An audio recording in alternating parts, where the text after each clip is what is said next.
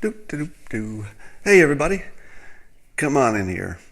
I'm a little later than normal because it's a busy day.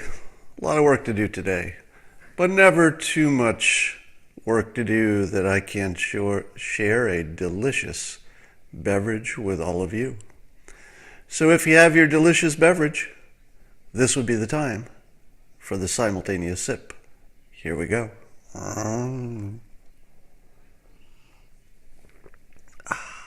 Yeah. Oh, that's so good. I'll show you Boo the cat on request here if she wanders by. She usually doesn't come into my office. So I was just before I logged on, I was looking at CNN's page, and here's the headline. The headline is, "A day of bombshells takes Mueller probe to critical point." And I'm thinking, that's weird. I didn't even see this story on Fox News. So I think there must be some bombshells here. And so I'm looking for the bombshells in the article. And here's a great quote. All right, so here's in the article about the bombshells in the Mueller probe. So here's one of the guests for Brooke Baldwin's show. And the guest, Michael Zeldin, a former senior aide to Mueller at the Justice Department, and here's what he said about the current state of the investigation. And here's, this is the context of the bombshells that are happening. He goes, quote, "It's possible that Mueller is closing in on his determination about what obstruction looks like, whether it is a criminal offense in his mind, whether it is an impeachable offense, or whether it amounts to nothing." And then the next paragraph is, "Today's bombshells came amid new signs." Bombshells? What bombshells? All I see is a guy speculating that there's an investigation that may have turned up, and here's the key, possibly something, possibly nothing. And do you know what we can tell at this point? Whether it's possibly something or possibly nothing? Nothing. Nothing. There's literally no even way to lean toward whether there's a something or a nothing. That's what CNN is labeling a bombshell. Now, I think that they're predicating the bombshell description on the fact that they're getting closer to the end, and they're getting closer to maybe wanting to interview the president himself, and I don't know, maybe somebody else. Now, wasn't that always what we expected? From the very beginning, we thought there would be a beginning and, wait for it, an end. That's sort of how investigations go. They got your beginning, you got your end, you got an investigation. So one of the things you see on CNN all the time, and it might be happening on Fox News as well. I mean, I don't want to be the one who says, there's a bad one and a good one. I just don't notice it quite as much on Fox News. And I think this is because there's a Republican in power. So the way the network talks about, having their guy in power or their gal, depending, is they talk about it differently.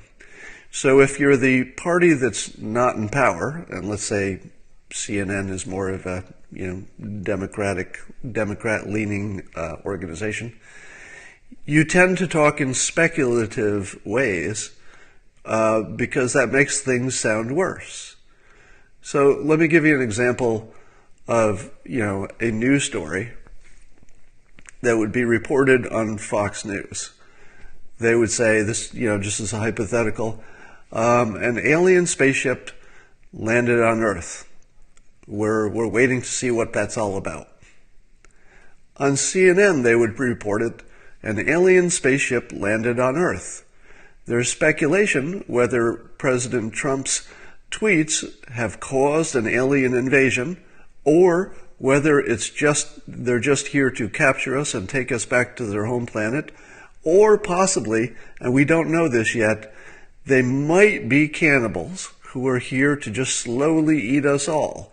I'm not saying we have evidence of that, but we can't rule it out.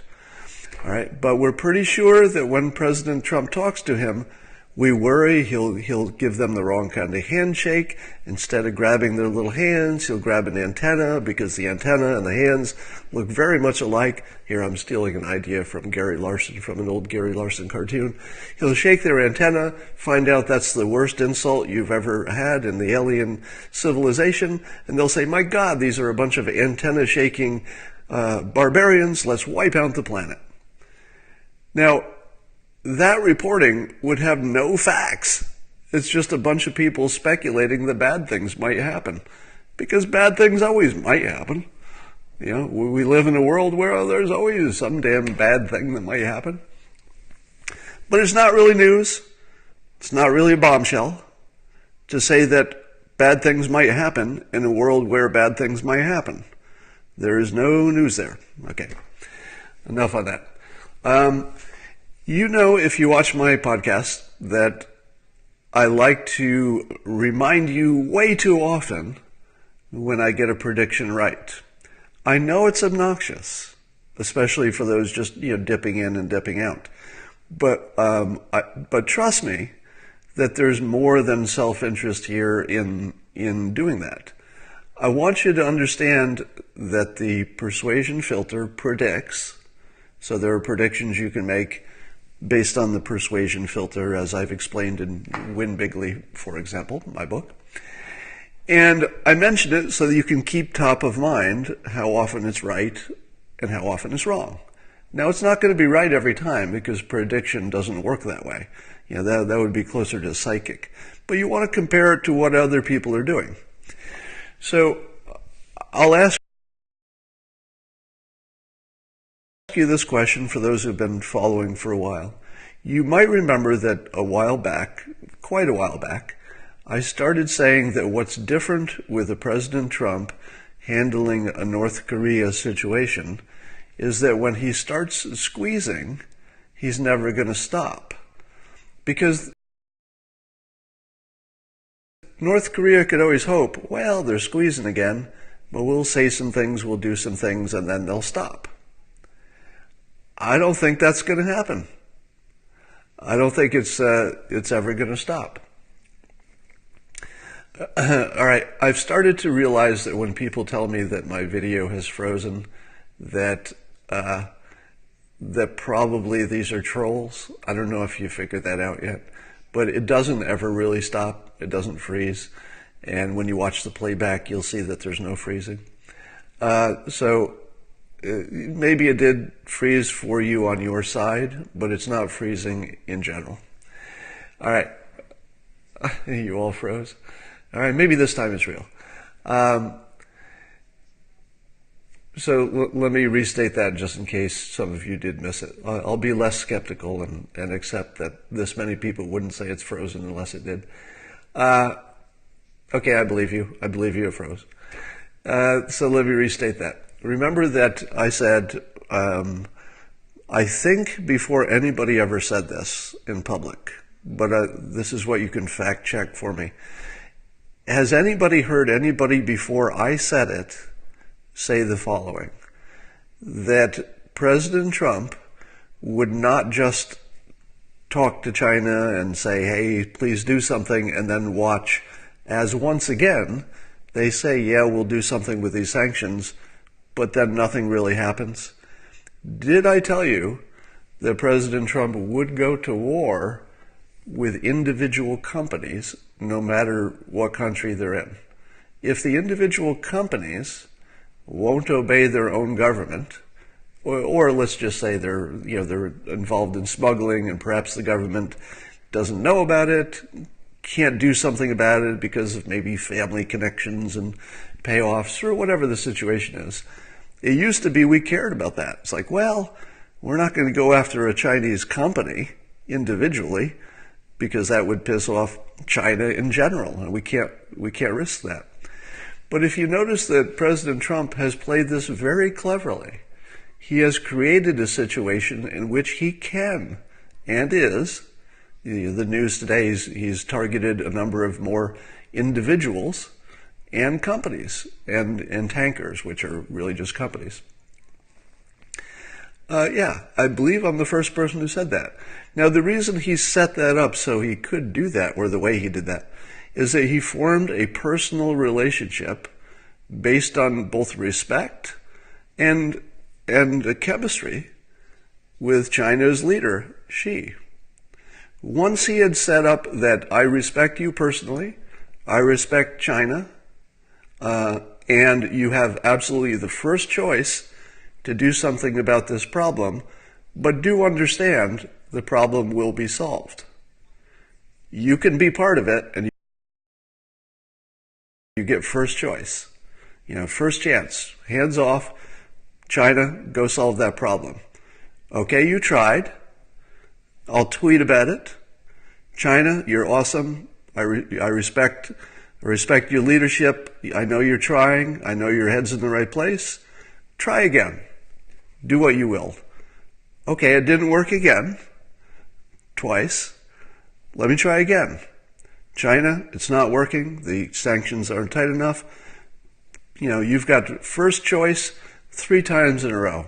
Go ahead. See what you can do. Okay, I still respect you. I know you tried. It didn't work out. I'm telling you, I'm telling the world. I love you, China, and I'm pretty sure that you are trying to make this happen. But we observe that it's not happening. So now, I've got a free pass. He set this up perfectly to give himself a free pass to go after the individual companies. Because what is China going to say? Are they going to say, don't do that, we already shut down those individual companies? They're not going to say that, because they didn't, and it is, I'm sure it's observably true, that they didn't.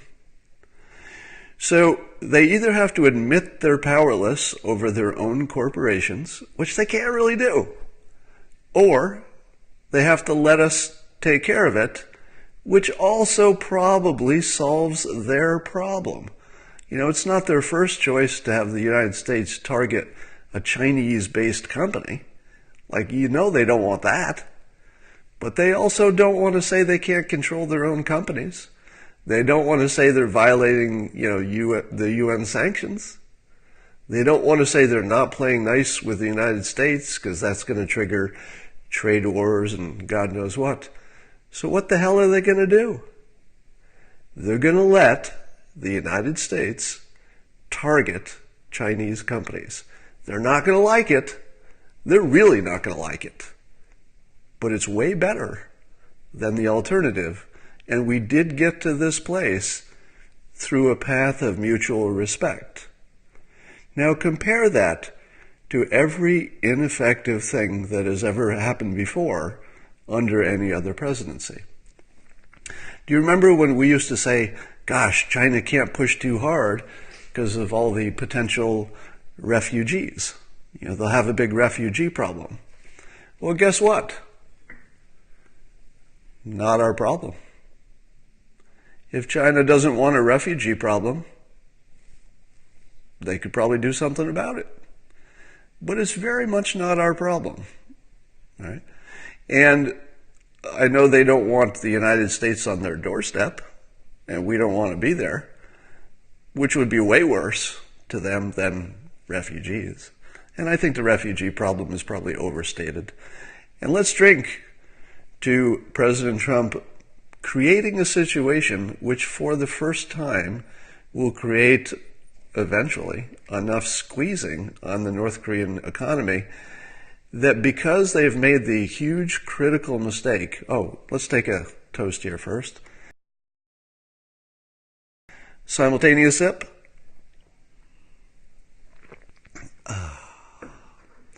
Now, one of the things that North Korea has working against them is their own closed system. Before things get fixed, things are going to get really, really, really, really, really, really bad in North Korean society. There may have been a time when the United States said, well, we can't do that to the innocent citizens in North Korea. But the President Trump approach, which I think has a lot of backing probably in the public, is that there are things which are our problems, and we should take full responsibility for them. But there are things that are other people's problems, and we can't fix every problem everywhere. And starvation in North Korea is very much someone else's problem, because it could be fixed in an afternoon. I mean, all you have to do is say, all right, let's negotiate seriously about these nukes.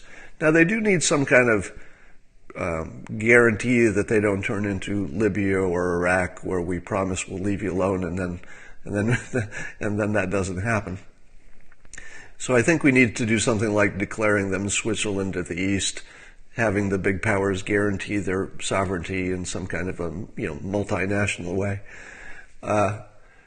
But anyway, my original point I was going for was that because their society is closed and there's no communication in or out effectively, we will never see pictures of how bad things get for the average person in North Korea.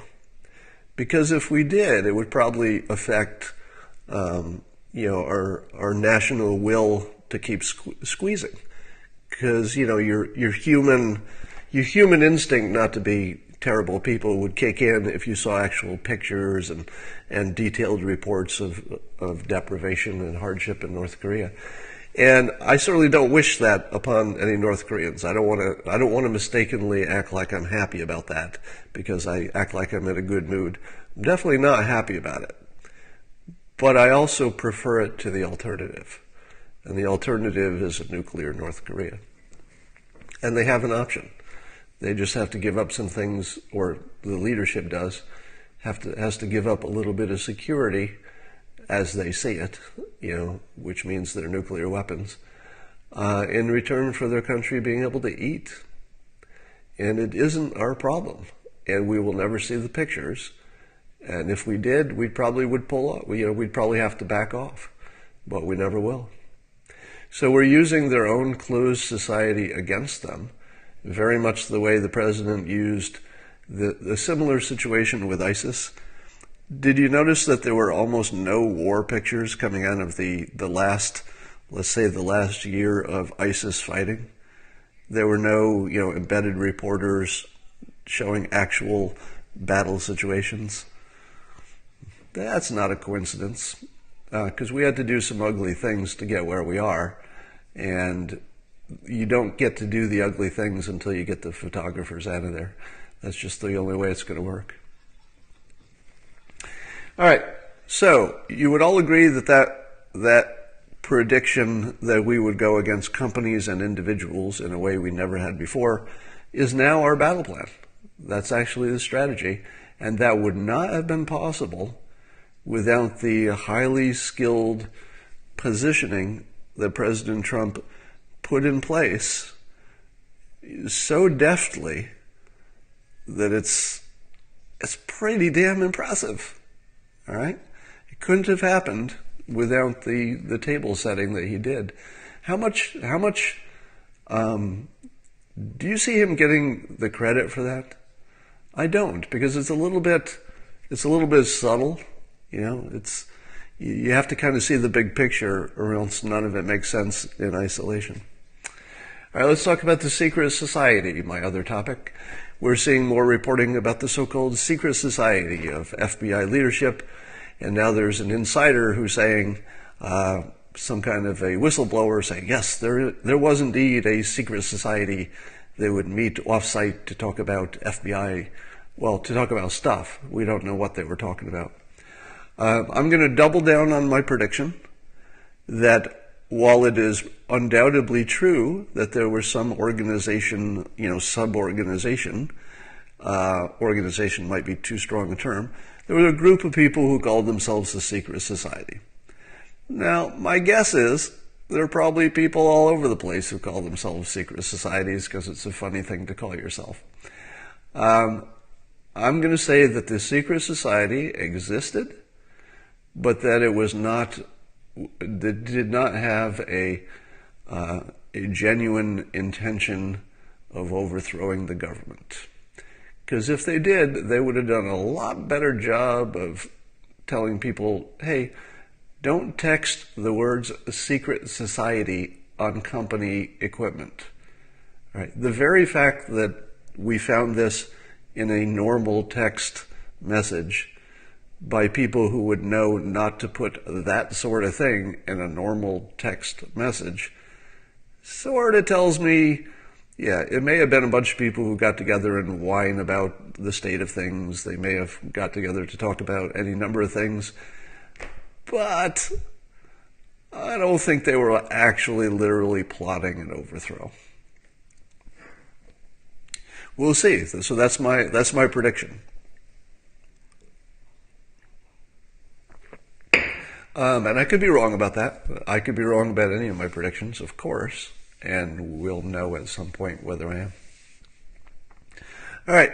Now, the next thing I want to talk about is managing energy instead of time. This comes out of my book, How to Fail at Almost Everything and Still Win Big. It's one of the chapters in a larger book about creating systems to be more successful, however you define success.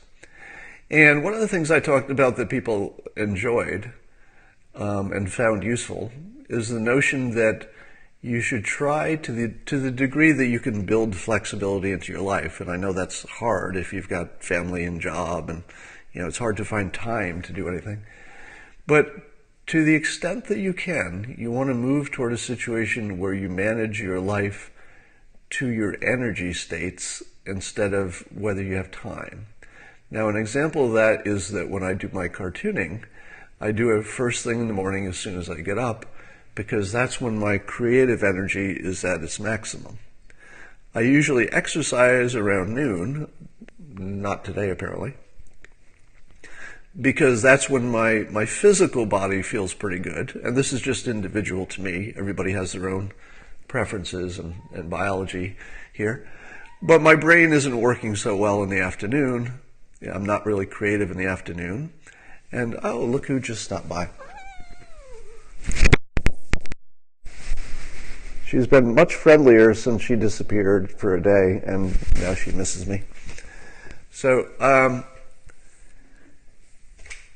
and then I do my drawing, which requires fine motor skills. So I don't like to be hopped up on coffee when I do that. I want it to be after I've worked out and relaxed, and I can just sort of zone out and do the dumb part of my job, which is just drawing. Now you're seeing the same strategy that I'm using for these periscopes. Now, if you've been with me from the beginning, you probably wondered why I don't just schedule my periscopes and then do them, at X o'clock every day, and then everybody can know, oh, it's almost that time. I'll get my coffee and we'll join him. I am completely aware that my doing this at different times makes it impractical to schedule it if you wanted to do that. I realize it makes it hard to market it, and I realize there are a whole bunch of trade-offs in that. People miss it live, they have to watch it in replays. So there are lots of trade-offs about not doing it at a set time. But I'm not managing to time. I'm managing to my energy. So you see, especially when you see me in the evening, I don't turn this on until that's exactly what I want to be doing at the moment I turn it on. If I don't feel like doing this, I don't do it. Right? So when you see me on here, and fact check this too from your own observation, isn't it obvious to you, the viewer, that when I do this, I want to be here? Like, don't you pick that up? That should be pretty obvious, right? That I do it when my energy is just right and I'm in just the right mood to do this. And I think that energy state is transferable. In other words, humans pick up other people's energy. So when you see me, part of what I plan to be part of what bonds you to this experience is that you can pick up my positive energy because I'm in a good energy state. Otherwise, you don't see me. Now, compare that to someone who's got a Sirius network show, or they appear at 2 p.m. Every day or whatever.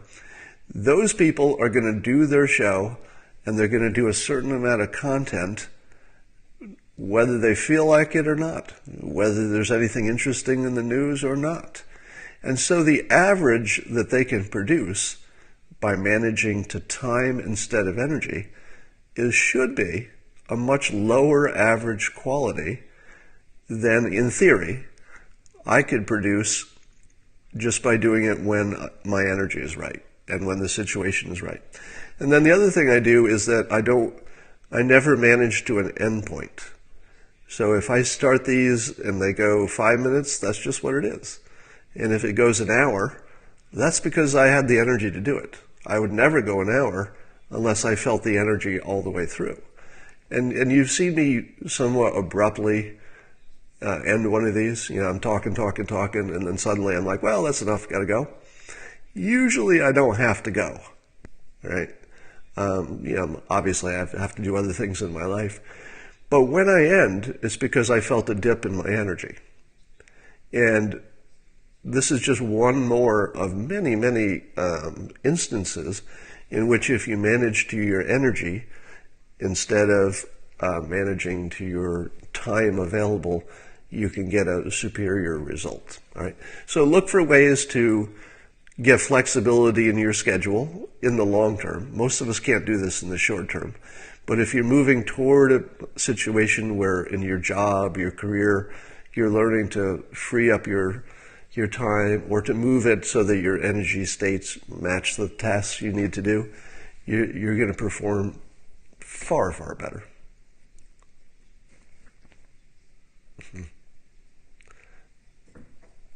All right, let's drink to that.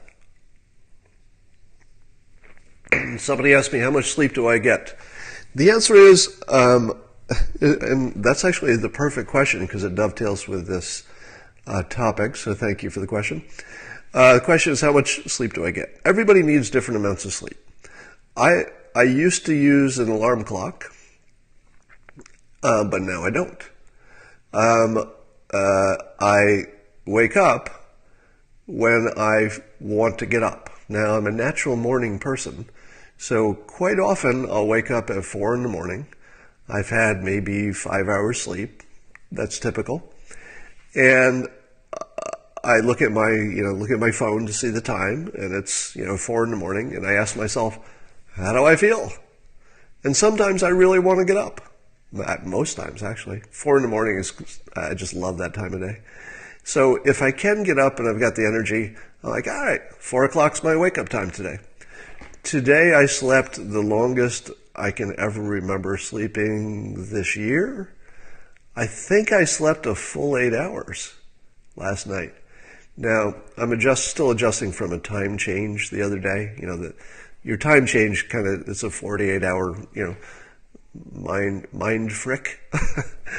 I'm trying not to swear as much on Periscope. So normally I would not sleep anywhere near 8 hours, and I would feel worse if I did, but I just needed it. So if you can get to a point where you don't have to set your alarm clock, you're going to find that, that gives you a little flexibility to manage your energy as well. I didn't even notice she was back there. How much did you sleep earlier in your life? Well, as a kid, I was never the one who needed a ton of sleep. But it was around college, maybe the first year after college, I realized that 4 a.m. was really a good time to wake up for me, energy-wise. All my best work is between 4 and 10 a.m., very few exceptions to that.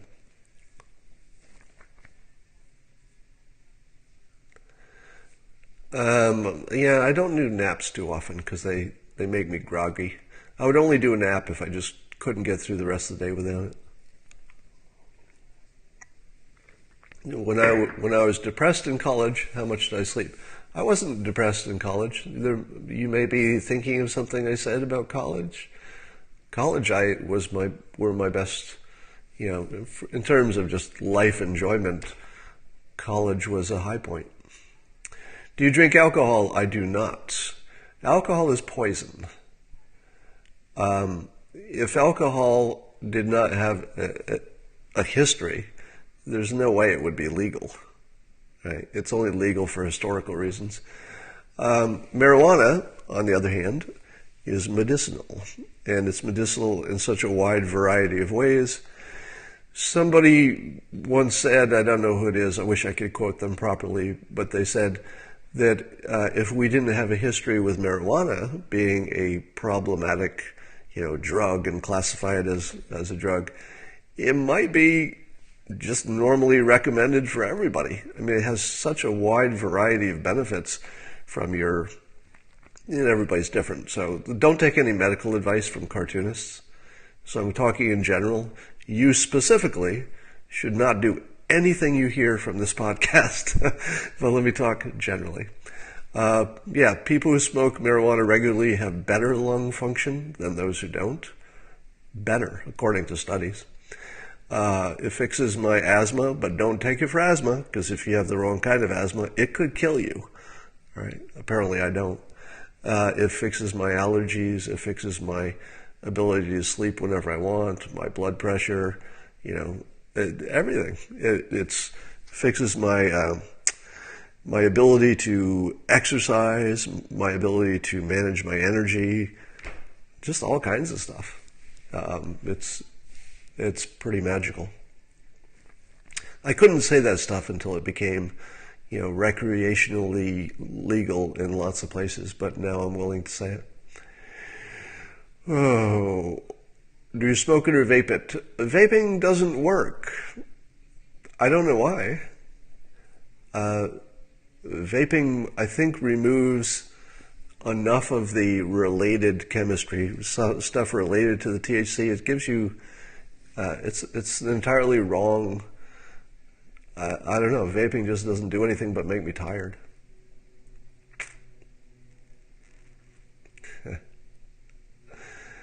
I'm going to jump around on a topic just because I saw something. So I saw a tweet today by, I forget which climate skeptic it was, in which he showed a whole bunch of expert predictions from the past.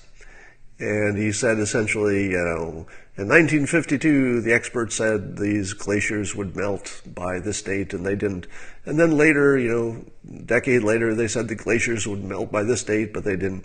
So it was a whole series of predictions from the quote experts about climate that were completely wrong.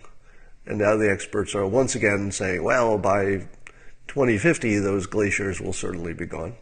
Now, the point of the tweet in the article it referred to is look how many times these experts have been wrong. And somebody sent it to me as if, case closed. If these experts have been wrong so many times in the past, why would you believe today's experts? Well, I call BS on that. Because here's the trick.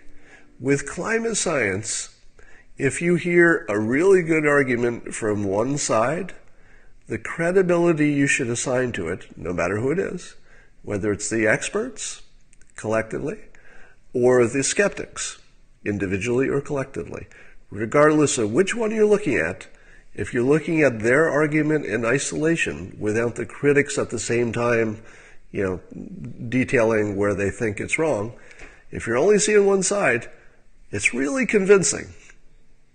But that's the problem. It's always convincing if you're only looking at one side's argument. If you ask me, are the experts convincing when they're viewed in isolation? I would say, yeah, they're very convincing. If all you ever saw was the experts who say climate change is a gigantic problem and blah, blah, blah, it would be very, very, very convincing. And I would imagine that would describe 80% of the world. So 80% of the public gets to see one side of the issue, and they say, how could you be such a frickin' idiot that you would disagree with this? This is so convincing. You would have to be literally a moron and a science denier to disagree with this.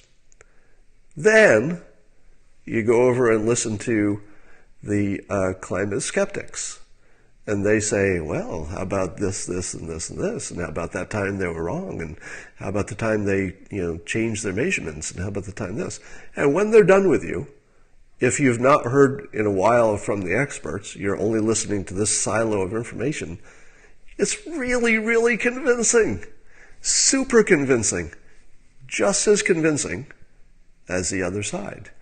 And the problem is that I and most of you are not climate scientists, and we can't tell the difference between the skeptic's argument, which is really good, at least just in persuasive terms, not in scientific terms, because I can't judge the science. Right? How in the world could I judge science? Unless I'm actually, up to my elbows in that specific topic, and not only just a narrow part of climate science, but unless I personally, were an expert and I had looked deeply into all those topics, how could I really have an opinion about them? I'm really trusting the experts and what they tell me. And the problem is they're both convincing. Both sides are completely convincing. All right. So don't buy into either arguments. Because they are convincing, that just doesn't tell you anything.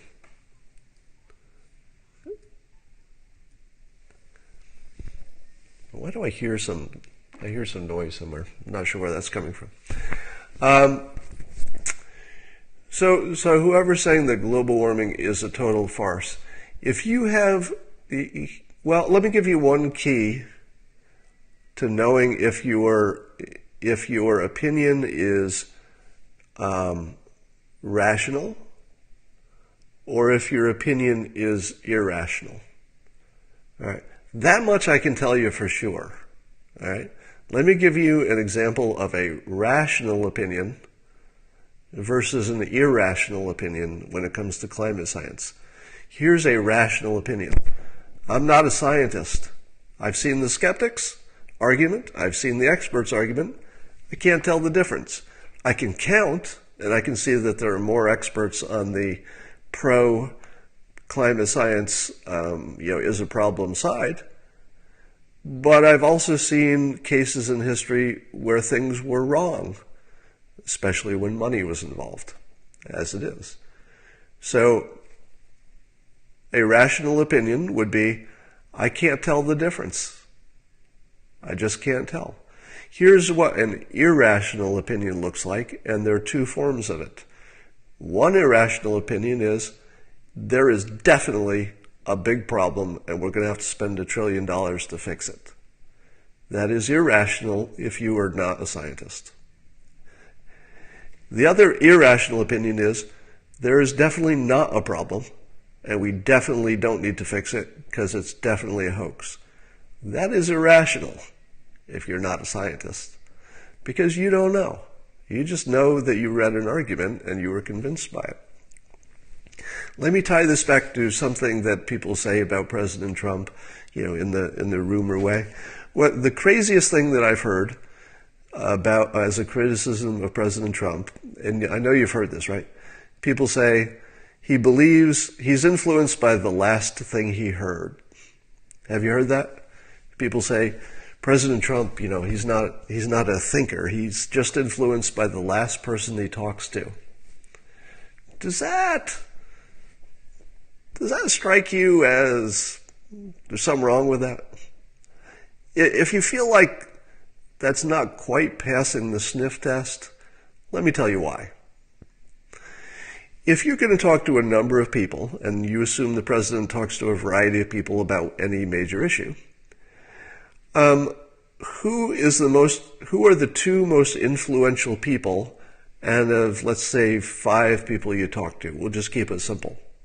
If you talk to 5 experts, which are the 2 that are the most influential? The answer is the first person and the last, right? So the first and the last are the most influential in general. The first person sets the frame by which you start understanding what everybody else says. So the first framing of the situation is very powerful. So the first person counts, and then the last person you talk to has the recency advantage that, of course, you are more influenced by what you've heard more recently. But there's another thing going on, right? How much do you hear about the president's decision-making on things he hasn't made a decision about? In other words, things he didn't do. You don't hear a lot of reporting on the things the president didn't do because the list of things he didn't do is infinite. The list of things he does is relatively small. So the reporting is about things he does. Now, the things he does might be, canceling something, or, it doesn't mean that he's doing a positive thing. He could be doing a negative thing like canceling something or explicitly not doing something we did in the past. But those are positive decisions either way. So the reporting is about the things he does. Now, what would be the most rational way for somebody to gather expert opinions before doing something? Let me tell you how it goes. You talk to the first expert and they say, yes, do it. The next one says, no, don't do it. The next one says, no, don't do it. The fourth one says, now let's say, change that, forget that. Let's hear you. The first one says, no. First one says yes. Second one says no. Third one says, no. No, third one says yes. Fourth one says no. Then maybe there are too many no's, and then you never hear about it. Nobody thinks about it because most of the people said no, and then the president didn't do anything because no was the dominant answer. There's no reporting on that, right? That's just something that didn't happen. Now compare that to something that happened. Let's say he's getting 5 opinions, and the fourth opinion is a contrarian. And the fourth opinion says, no, don't do it, don't do it. And it's something that he really wanted to do. It's something that the other people said to do. But this last guy he talked to said, don't do it. What's the next thing you do? Since you're leaning toward doing it. You talk to another expert who's going to tell you, yes, do what you were inclined to do, and here's why that last expert is wrong. So in the normal course of gathering information, you're far more likely to make sure that before you do a thing, as opposed to not doing a thing, that before you do a thing, you get the last person you talk to say, yes, do the thing.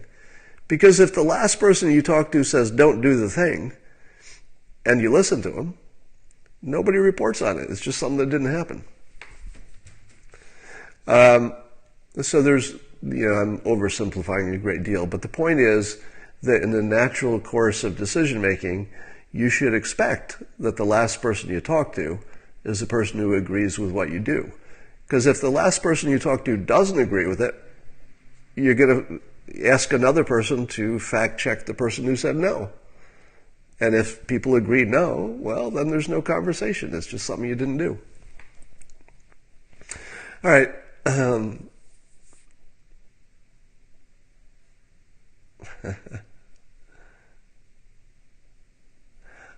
Is there any Russian collusion? Let me make an analogy, because I know that you find analogies so very persuasive for those who don't recognize that reference. I often say that analogies are not part of reason. They're good for explaining a concept for the first time, and I'm going to use it in that sense. So I'm going to use an analogy to explain a concept, but that's not meant as persuasion. It's just information. So analogies are great for explaining a new concept. Right? Here's the new concept. The Russian investigation is using what I call the poltergeist method of persuasion.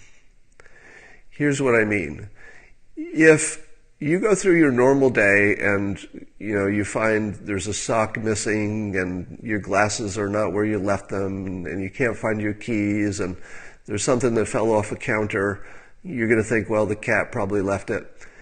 In your normal life, there are all kinds of things that aren't quite the way you expected them to be, and you write them off as obvious things, like you just left something somewhere you forgot, you can't find the sock, it's stuck to the dryer, or it's inside your pant leg, the cat knocked something off the counter. So you will write off all of these things as absolutely nothing if you have no reason to think otherwise. But suppose I bring an expert in poltergeist to your house, and the expert stands there with a little poltergeist Geiger counter sort of device that doesn't exist, and says, "Yes, I'm feeling energy in this house. There are definitely angry spirits in your house.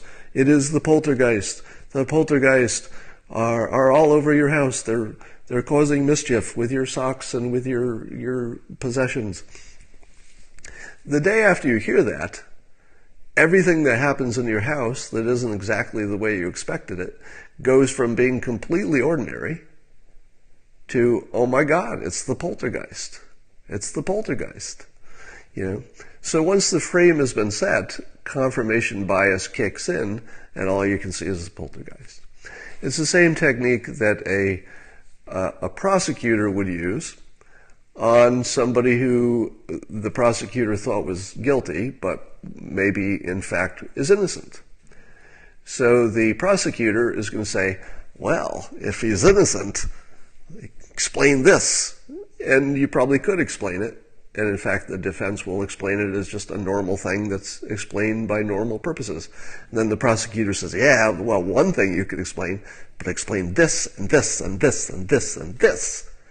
And when he's done, or she's done, you're going to see this body of evidence that you say to yourself, well, I could explain one or two of them away, but how could it be true that all of this stuff is true unless this guy is guilty? And the answer is poltergeist. Once you think of the person as guilty, you start seeing all the evidence to support that, even though that's not what the evidence is really indicating. So in the Russian investigation, if you had to ask me what is more likely, that it's a poltergeist situation where once the frame is set, you just see Russians everywhere. Because let's face it, there are a number of Trump and Trump-related people who have had some kind of contact, conversation, interest with Russians, because Russians have a lot of contact with people who have a lot of contact with a lot of people, at that level. So it seems to me far more likely this is a poltergeist situation. Remember the text from FBI agent Strzok, the one that recently came to light, in which he said he didn't think there was any there in referring to the Mueller investigation, or what became the Mueller investigation. All right. Now, an FBI agent is trained to recognize a poltergeist situation from actual facts. All right. These are the FBI agents, the top agents. These are not the public. All right. These are people, who have seen stuff, and they can tell the difference, at least, instinctively, between something that's just a bunch of random coincidences and something that might actually be a crime. They are trained to do that. And before all the facts were out, of course, Strzok's opinion was well before the investigation. That was the whole point. But from his vantage point at the start, he didn't see it. And that doesn't mean his instinct was right. But if you were going to compare the instinct of an experienced FBI agent who does this kind of work compared to the public's instinct, you're going to have to give the FBI a little extra credibility. But it was just a gut feeling, so you can't bank on it. All right. Yes, bias exists for everyone. Can't get rid of it.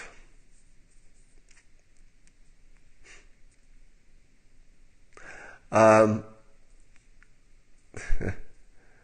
I'm just reading your comments here. Now, there was also the issue of whether the FBI was biased in favor of Hillary Clinton, because likewise, the same as Strzok said, I don't think there's any there about the Russia collusion. It's apparent that the FBI and maybe the Department of Justice, I tend to conflate them in my head a little bit, didn't think that anything would come of the Hillary Clinton allegations, and so they were playing it off like, well, let's just sort of half-ass go through the steps, but we can write the conclusion before we even do it. Now, those who say, well, they had a conclusion before the investigation are assuming that that means there is bias in play. You know, of course, there's bias in everybody, but that there's something sketchy going on. I would say that I would apply the Peter Strzok, there's no there standard to both sides, which is the professionals probably looked at the Hillary Clinton stuff based on what they knew at the beginning and said, we've been here, I know what this path looks like, it's not going to end in anything. You know, we'll still ask some questions because, you know, you don't want to completely ignore it because it's out there, but we'll go through some steps. We already know how it's going to end. You know, no point in, going crazy about this. So it is possible, as has been alleged, that the FBI, Department of Justice, simply the fix was in and there wasn't anything Hillary could have done that would have caused them to go hard at her. That's possible. You know, it's possible that they knew that somebody in charge would have vetoed anything they did, might have hurt their careers if they went too hard at Hillary. Totally possible. But don't discard the theory that these are professionals who can fairly reliably tell in advance when there's a there. You know, we heard it in Strzok's own words talking about collusion, and they still investigated, right? So it doesn't mean they're not going to at least put in a little bit of legwork. With Hillary, they may have had even a stronger feeling, and they may have both had a feeling there was nothing there on top of a feeling that even if there was something there, they would be called off the case. So it could be a blend of not thinking there's anything there and also not thinking, even if there was something there, that it would ever get to a prosecuting phase.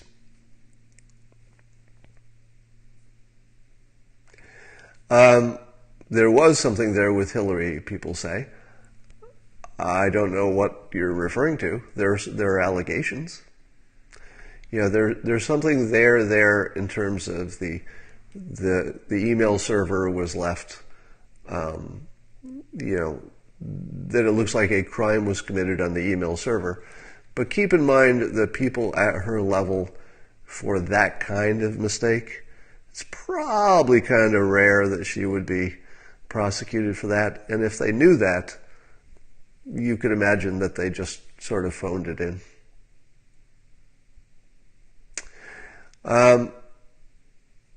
Too much speculation? Well, yes. So let me put this in the form of a frame as opposed to a prediction. One cannot predict with any certainty what's going to happen with the collusion story or the email stories or the Hillary Clinton anything stories. But just be cautious when there's an ordinary explanation for things that you would understand in any large organization they would act a certain way. The ordinary explanation is usually going to be true compared to the extraordinary one. All right. Just an update on where I am on converting these Periscopes to podcasts so people can play them offline. It turns out nothing's as easy as you think it should be. You've got to convert it. You got to change the levels if you have somebody else on it, you might have to change your levels. You've got to open up accounts. You've got to add plugins to WordPress. You've got to add an admin page so you can add the plugin. You've got to find somebody who would be available at any time of day to convert these things, etc. So there's a whole bunch of decision making and practice and playing around with it to do the simple task of turning these into podcast files and making them available. I thought it would be easier, but it turns out there's so many ways to do it. You really got to dig in and spend some time playing with them. Somebody asked, where's my Patreon page? You can find that. Just do a Google search on Patreon and the same name I use for Twitter and Periscope, which is Scott Adams Says. Scott Adams Says. One word. So you won't have to worry about listening to the podcast because I will still be doing the Periscopes as the original art, and then anything after that would be a conversion from this. So timeliness-wise, you would see it here first. You want to help with my podcasting for free? Well, let me work out the system first. Having a free assistant is not as awesome as it sounds, even though I appreciate your offer, because I would need somebody who's just available all the time, and I don't know how to solve that yet. So that's the downside of doing my Periscopes whenever I have the energy, as opposed to a certain time, because I can't schedule an assistant to fairly quickly turn it into a podcast, because an assistant isn't going to be available 24 hours a day.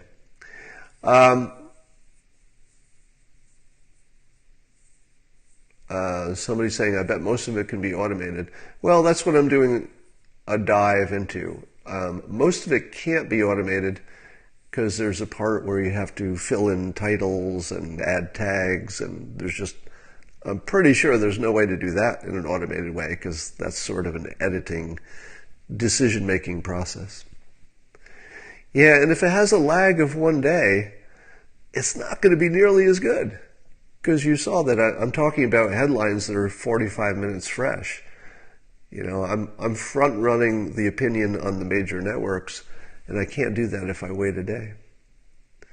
But I'll work it out. It might take me a while. So the Patreon donations are going to go toward whatever expenses I incur to expand the reach of the podcast. So I'm going to plow anything I get from Patreon into making this experience better, so that you're essentially paying for something you're getting as opposed to paying me per se. The multicasting doesn't work in my experience. I tried a number of solutions, but all of the multicasting platforms are unstable. So in other words, they don't work twice in a row, has been my experience. That could change with technology, but at the moment, anything you read about broadcasting to multiple platforms, you should assume that's not true. Those platforms work for exactly one use. Patreon response, as you expected. I didn't know what to expect. But the Patreon are micro donations. Most of them are between $1 and $10, and there are a lot of them. But it takes a lot of donations at $1, $5 to add up to something. So I'm pleased that there are that many people who would be willing to even put a dollar in my direction. It's both humbling and makes me very happy. All right, I'm going to end now because I've said all the good stuff.